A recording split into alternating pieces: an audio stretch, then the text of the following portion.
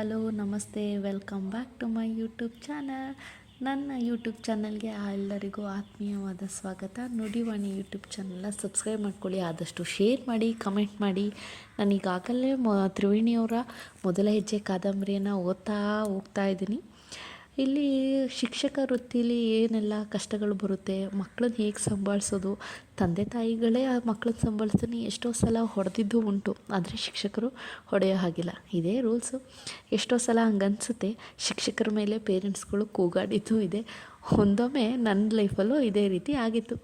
ನಾನು ನಮ್ಮ ತಂದೆಗೆ ನಮ್ಮ ಟೀಚರ್ಸ್ ಈ ಥರ ಎಲ್ಲ ಮಾಡ್ತಾರೆ ಅಂತ ಹೇಳೋಕ್ಕೆ ನನ್ನ ತಂದೆ ಬಂದು ಕೇಳಿದ್ದು ಉಂಟು. ಇದೆಲ್ಲ ನೆನೆಸ್ಕೊಂಡ್ರೆ ಈಗ ಅಯ್ಯೋ ಎಂಥ ಸಿಲಿ ಮ್ಯಾಟ್ರ್ಗಳಿಗೆಲ್ಲ ಪೇರೆಂಟ್ಸ್ ಜಗಳ ಮಾಡ್ತಾರಲ್ವ ಅಂತ ಅನ್ನಿಸುತ್ತೆ. ಎನಿಹೌ, ಮುಂದೆ ಏನಾಗುತ್ತೆ ಕಥೆಯಲ್ಲಿ, ಈಗ ಶಿಕ್ಷಕರು ಮತ್ತು ಅಂದರೆ ಜಯಮ್ಮ ಅನ್ನೋ ಮೇಡಮ್ ಇದ್ದಾರೆ ಇಲ್ಲಿ, ಅವ್ರ ಜೊತೆ ಏನೇನೋ ಮಾತುಕತೆ ನಡೀತಾ ಇದೆ. ನೋಡೋಣ ಏನಾಗುತ್ತೆ ಅಂತ. ಕಾದಂಬರಿ ಪ್ರವೇಶ ಮಾಡೋಣ. ಹೀಗಿರುವ 2ರಷ್ಟು ಉಪಾಧ್ಯಾಯಿನಿಯರನ್ನು ನೇಮಿಸಿ ಸಂಬಳ ಚೆನ್ನಾಗಿ ಕೊಡಿ. ಕೊನೆಗೆ ಅವರಿಗೆ ಕಿರ್ಚಲಾದರೂ ಶಕ್ತಿ ಬೇಕಲ್ಲ, ಅದಕ್ಕಾದರೂ ಸಂಬಳ ಕೊಡಿ.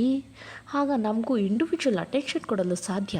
ಹಸಿವು ಹಿಂಗಿದ್ರೆ ಸಹನೆ ತಾನಾಗಿಯೇ ಬರುತ್ತೆ. ಏನಂತೀರಿ? ಕಸ್ತೂರಿಯ ತಾಯಿ ಒಂದು ಗಳಿಗೆ ಸುಮ್ಮನೆ ನಿಂತಿದ್ದು. ಸರಿ ಮೇಡಮ್, ನಾನಿನ್ನು ಬರ್ತೀನಿ ಎನ್ನುತ್ತಾ ಹೊರಟು ಹೋದರು. ಜಯಮ್ಮ ವಿಷಾದದ ನಗಿನಕ್ಕು ಪುಸ್ತಕ ಕೈಗೆ ತೆಗೆದುಕೊಂಡರು. ಗಂಧದ ಗುಡಿ ಇದು ಮೈಸೂರು, ವೀಣೆಯ ಬೆಡಗಿದು ಮೈಸೂರು, ಚಿನ್ನದ ನಾಡಿದು ಮೈಸೂರು. ಆಯಾಸದಿಂದ ಅವರ ದನಿ ಕ್ಷಣ ಕ್ಷಣಕ್ಕೂ ಕುಗ್ಗಿತು.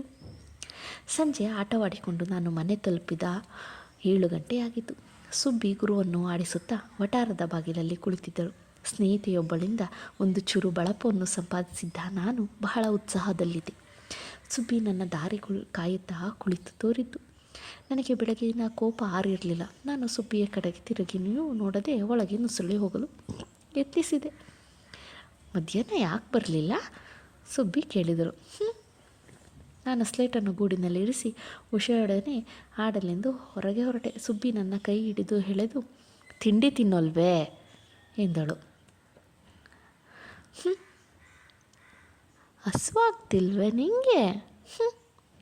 ನಾನು ಮಾತಾಡದೆ ಸುಬ್ಬಿಯ ಹಿಡಿತದಿಂದ ಪಾರಾಗಲು ಯತ್ನಿಸಿದೆ. ನಾನು ತಿಂಡಿ ತಿಂದರೆಷ್ಟು ಬಿಟ್ಟರೆಷ್ಟು, ಸುಬ್ಬಿಗೆ ಬೇಕಾದವರು ಗುರುಮಣಿ ತಾನೇ, ಏಟು ತಿನ್ನೋದಕ್ಕೆ ಮಾತ್ರ ನಾನು. ಸುಬ್ಬಿ ನನ್ನನ್ನು ತಬ್ಬಿಕೊಂಡು, ನನ್ನ ಚಿನ್ನ ಮಾತಾಡಮ್ಮ, ನನ್ನ ಕೈ ಸೇದೋಗ್ಲಿ. ಬೆಳಗ್ಗೆ ನನಗೆ ಬುದ್ಧಿ ಸರಿ ಇರಲಿಲ್ಲ. ಅವ್ರಿಗೂ ಸ್ಕೂಲ್ಗೆ ಗೊತ್ತಾಗಿತ್ತು.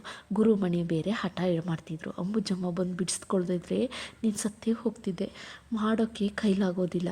ಬಡತನ ಬೇರೆ ಬಂದು ಕಾಡ್ತಿದೆ. ನನ್ನ ಕೈ ಮುರಿದು ಬೀಳ. ನೋಡು, ನಿಂಗೆ ಇಷ್ಟವಾದ ಗೋಳ್ಪಾಟೆ ಮಾಡಿದ್ದೀನಿ. ಬೆಲ್ಲ ಹಾಕಿಲ್ಲ, ಸಕ್ಕರೆ ಹಾಕಿ ಮಾಡಿದ್ದೀನಿ ಎಂದಳು. ನಾನು ಕಪ್ಪು ಎನ್ನುವುದು ನನಗೆ ಮೊದಲಿನಿಂದಲೂ ತಿಳಿದಿತ್ತು. ಕಪ್ಪಗಿರುವ ಬೆಲ್ಲ, ಚಿಗುಳಿ ಇವುಗಳನ್ನು ತಿಂದರೆ ಬಣ್ಣ ಇನ್ನೂ ಕಪ್ಪಾಗುವುದೆಂದು ನನ್ನ ದೃಢ ನಂಬಿಕೆ. ಆದ್ದರಿಂದಾಗಿಯೇ ಹುರಿಯಿಟ್ಟು ಬೆಲ್ಲ ಹಾಕಿದ ಗುಳುಪಾಟೆಯನ್ನು ಯಾವುದನ್ನೂ ತಿನ್ನುತ್ತಿರಲಿಲ್ಲ. ಅದನ್ನು ತಿಳಿದ ಸುಬ್ಬಿ ನನಗಾಗಿ ಸಕ್ಕರೆ ಹಾಕಿ ಗುಳ್ಪಾಟೆ ಮಾಡಿದಳು. ಸಕ್ಕರೆ ಹಾಕಿದ ಗುಳಿಪಾಟೆ ಎಂದೊಡನೆ ನನ್ನ ಕೋಪವೆಲ್ಲ ಮಾಯವಾಯಿತು.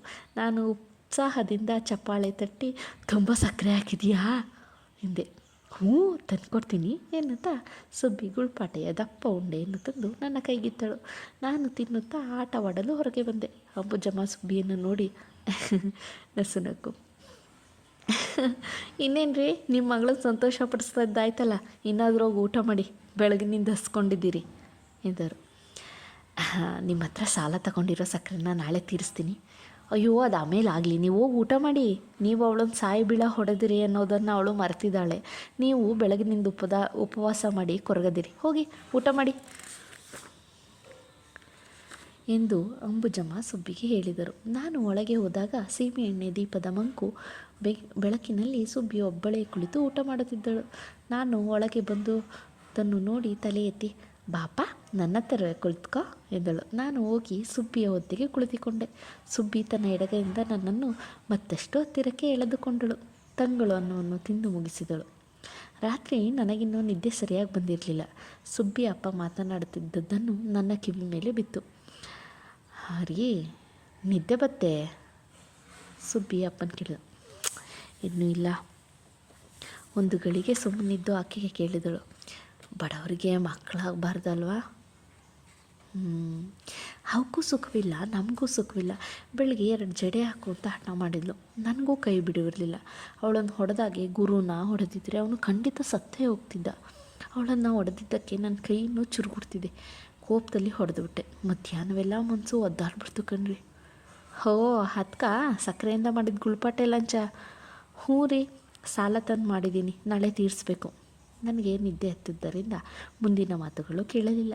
ಮಾರನೆಯ ನನಗೆ 2 ಜಡೆ ಹಾಕಲು ಸುಬ್ಬಿ ತಾನಾಗಿಯೇ ಮುಂದೆ ಬಂದಳು. ಕಂದ ಬಾಮ್ಮ, ಇವತ್ತು 2 ಜಡೆ ಹಾಕ್ತೀನಿ. ಜೋಡಿ ಜಡೆಗೆ ತಕ್ಕಂತೆ ನನ್ನ ಹತ್ತಿರ ರಿಬ್ಬನ್ನು ಲಂಗ ಇರಲಿಲ್ಲ. 2 ಜಡೆ ಹಾಕ್ಕೊಂಡು ನಾರು ಬಿಗಿದುಕೊಳ್ಳಲು ನನಗಿಷ್ಟ ಇರಲಿಲ್ಲ. ಅಲ್ಲದೆ ಒಂದೇ ದಿನಕ್ಕೆ 2 ಜಡೆಯ ಮೇಲಿನ ವ್ಯಾಮೋಹ ಹೊರಟು ಹೋಗಿತ್ತು. ಬೇಡ, ನಾವು ಒಂದೇ ಸಾಕು. ಸುಬ್ಬಿಗೆ ನಿರಾಶೆ ಆಯಿತು. ನಾನು ಅಂಬುಜಮ್ಮನಿಗಿಂತ ಚೆನ್ನಾಗಿ ಆಗ್ತೀನಿ, ಬರ್ತೀಯಾ? ಬೇಡ. ಸುಬ್ಬಿಯ ನಿರಾಶೆ ಸಿಡುಕಿನ ರೂಪ ತಾಳಿತು. ಬೇಡದೇ ಇದ್ರೂ ಹೋಗು ಎಂದು ರೇಗಿ ನುಡಿದಳು. ನನ್ನ 7ನೇ ವರ್ಷದಿಂದಲೂ ನಾನು ಸುಬ್ಬಿಗೆ ಮನೆ ಕೆಲಸದಲ್ಲಿ ಸಹಾಯ ಮಾಡತೊಡಗಿದೆ. ಹಾಗೆ ಸಹಾಯ ಮಾಡದೆ ಬೇರೆ ದಾರಿಯೇ ಇರಲಿಲ್ಲ.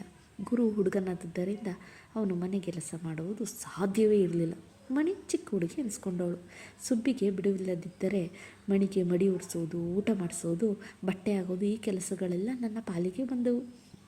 ಸುಬ್ಬಿ ತಲೆನೋವು, ತಲೆ ಸುತ್ತು ಎಂದು ಮಲಗಿದಾಗ ಕಾಫಿ ಮಾಡುವುದು, ಒಲೆ ಹಚ್ಚಿ ಅನ್ನ ಮಾಡುವುದು, ಈ ಕೆಲಸವು ಕ್ರಮೇಣ ನನ್ನದಾಯಿತು. ಮಣಿ 2.5 ವರ್ಷದವಳಿದ್ದಾಗ ಸುಬ್ಬಿ ತಲೆ ಸುತ್ತು, ವಾಕರಿಕೆ ಎಂದು ಹಾಸಿಗೆ ಹಿಡಿದು ಮಲಗಿದಳು. ಬೆಳಗ್ಗೆ ಸುಬ್ಬಿ ನನಗೆ,